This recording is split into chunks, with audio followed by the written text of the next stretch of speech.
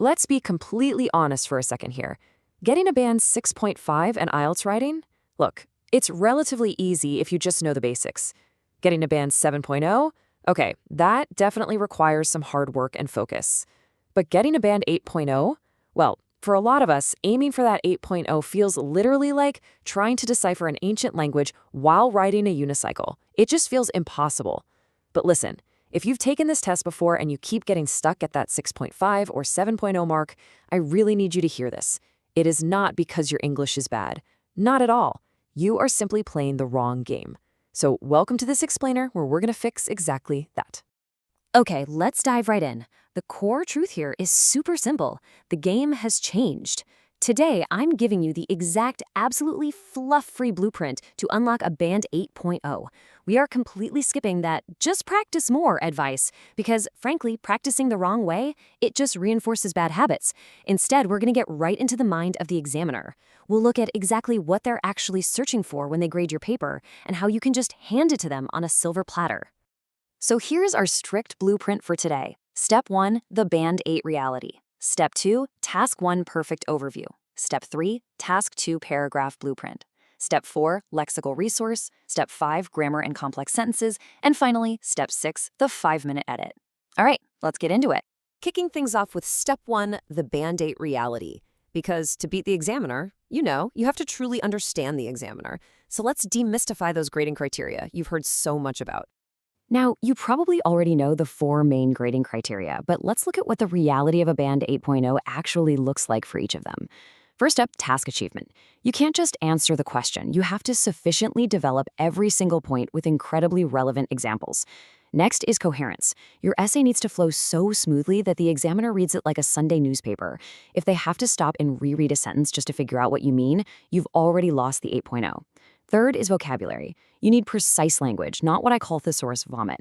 Honestly, if you're memorizing forced words like plethora or juxtaposition and just dropping them into every paragraph like confetti, you're actively aiming for a 6.0.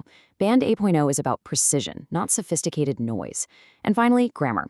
Your sentences must be mostly error-free, just clean, clear, and accurate. Let's move on to Step 2, Task 1 perfect overview.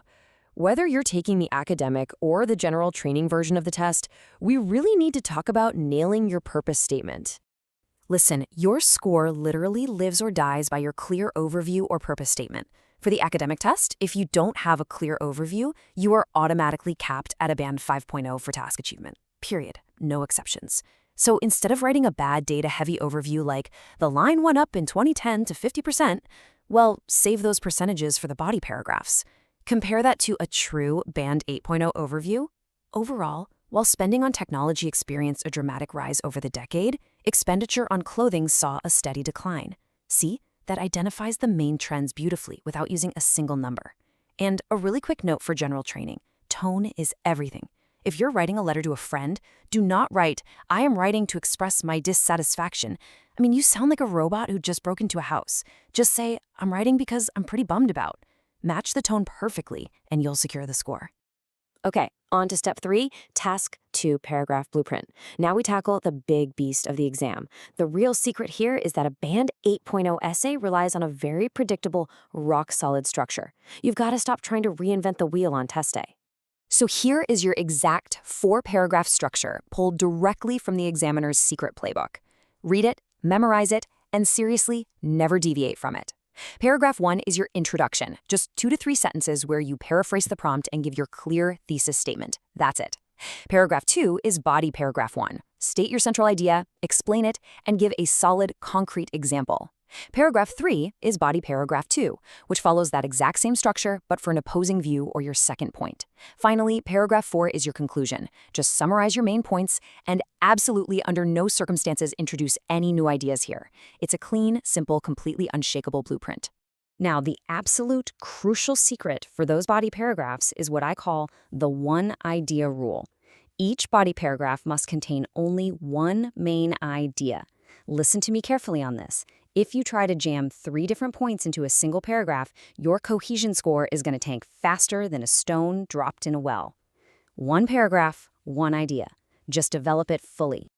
Moving right along to Step 4, lexical resource.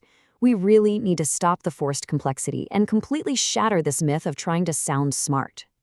Tell me, have you ever written a sentence like, "The detrimental ramifications of global warming are highly egregious"? You might think it sounds brilliant, but to an examiner, it screams forced memorization. It basically tells them you just memorized a list of high-level words to try and impress them.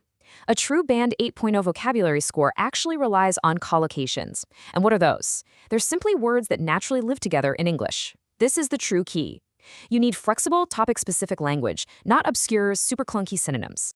Let's actually look at how to shift your vocabulary naturally. Instead of basic phrases like very bad effect, use a precise collocation like profoundly negative impact. See how much better that flows? Or instead of the generic solve the problem, use mitigate the issue or address the challenge. You see the difference there? You shouldn't sound like a thesaurus exploded on the page. You should sound like a highly educated native speaker communicating with absolute precision. That right there is the 8.0 standard. All right, step 5, grammar. This is really the battle of complex versus complicated. The grading descriptors state you must use a wide range of structures. But please understand, that does absolutely not mean writing 50-word rambling sentences. Let's clear up the single most common grammatical misconception right now with a clean definition. A complex sentence is simply a sentence connecting ideas using subordinating conjunctions. We're talking about words like although, while, because, or whereas. It is entirely about elegantly connecting your thoughts, not about how long you can make a sentence. Let's see how this actually builds into a sentence. A Band 6.0 sentence reads like this. Governments should tax fast food. This will make people healthier. Right? It's accurate, sure, but it's clunky and pretty basic. Let's elevate that to a Band 8.0. While taxing fast food may initially face public backlash, it is ultimately an effective measure to improve public health. See what we did there? By simply using the subordinating conjunction while, we contrasted two ideas in a single, super elegant sentence. This is exactly the kind of structural control examiners are desperately looking for. And that brings us to step 6, the edit checklist. This is all about securing that final half band. And honestly, it requires you to leave exactly 5 minutes at the end of your test. Why? Because absolutely no one, not even native-speaking university professors, writes a flawless Band 8.0 essay on their very first draft while under extreme time pressure. You are going to make silly mistakes. We all do. So, when that clock is ticking down in those final 5 minutes, I want you to run this rapid-fire 3-point checklist against your essay. Number 1, subject-verb agreement. Did you accidentally write the government have instead of the government has? Fix it. Number 2, articles. Check the placement of your a, an, and the. It's such an easy slip-up when you're writing fast. And number 3, punctuation. Did you forget the comma after your transition words like furthermore or however? Fixing just 3 or 4 of these minor slips during your edit can literally be the determining factor that bumps a 7.5 right up to an 8.0. It is absolutely that crucial. So here is the final question for you. Are you ready to stop playing the 6.0 game and finally claim your 8.0 blueprint? You now have the exact framework the examiners use. You know the one-idea rule, you know to use collocations instead of thesaurus vomit, and you know the undeniable power of a simple subordinating conjunction. The mystery is totally gone. What remains is for you to stay incredibly focused, take this exact structure and put it into practice. Memorize the blueprint and go get that Band 8.0. Thanks so much for joining me for this explainer. Keep your learning focused, and I'll see you next time.